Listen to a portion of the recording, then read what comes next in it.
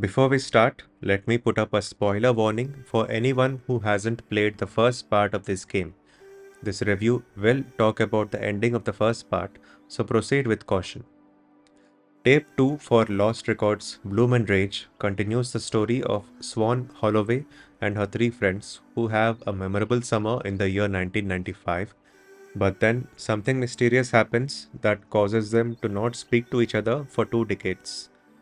Some of the mystery was revealed at the end of part 1 when we find out that one of those friends, Kat, is suffering from cancer, and that chapter ended on a cliffhanger. Before going into the full review, here's a quick summary. If you thought tape 1 was slow, you may not be happy to know that tape 2 is also quite slow. On top of that, it is also quite short, at least compared to tape 1. The good news, however, is that the story wraps up quite well, although to no one's surprise, there are multiple endings based on your own choices.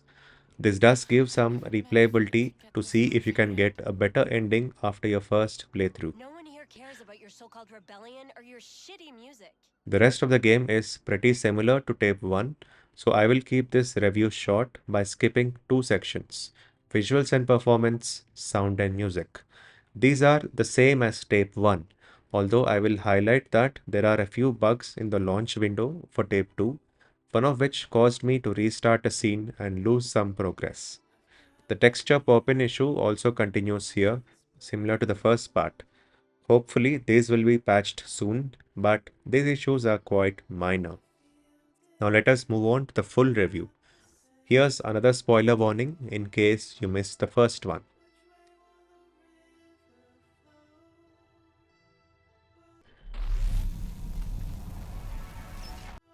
Tape 2 picks up from where we left off, with Swan and her friends being forced to stay apart from each other for a while. This means we spend the first hour or so of the game alone as Swan continues packing in preparation of her moving out of Velvet Cove. Back in the modern day story, Swan and her friends finally open the mysterious package and are shocked to see that it is from Kat, who we assume has died long ago from cancer. However, the package contains a locked box, and none of them can remember the special code that unlocks it. The rest of the game is all about the friends trying to remember what happened and the events that led up to them choosing the code that opens the box, and how they dealt with the news of Kat's condition. The story's pace once again takes its own sweet time to pick up, and this can get a bit annoying. The first part got away with it because we were still learning about all these characters. But there's little reason to keep the same pace here, especially when the player might be impatient to learn about what happens to Kat. The climax of the teenage part of the story felt especially slow, and I simply switched to a second screen while waiting for the game to give me something to do. It's not all bad, however, and I liked the ending of the modern day story. The modern story on the whole felt underutilized, but since the whole marketing pitch of the game is to go on a nostalgic trip of the 90s, I'm not surprised that we spent so little time in 2022. Depending on what ending you get originally, you may or may not end up being satisfied with the story. I liked my ending overall, and my takeaway was that all of us do some really weird stuff when we are younger.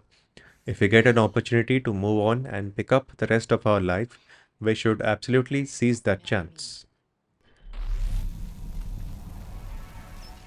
Honestly, there's not much gameplay in Tape 2. There's only one major puzzle right at the start of the game, so I won't spoil it here. The rest of the game has very few gameplay elements, although to its credit, it does try to add something new compared to the first part. Notably, there's a stealth section that can impact your ending if you fail it too many times. The camcorder makes a return, although it does take a back seat in this part. You can still use it to make small clip collections, but there are not a lot of story based requirements to use the camcorder. This means that most of the gameplay now consists of walking around and exploring all the interactable objects in the scene and having conversations wherever you can. This does help with keeping the focus on the story without slowing you down too much trying to solve a There puzzle, you are. and I personally didn't really mind the lack of gameplay elements. Actually, I'll just record a bit more before I leave.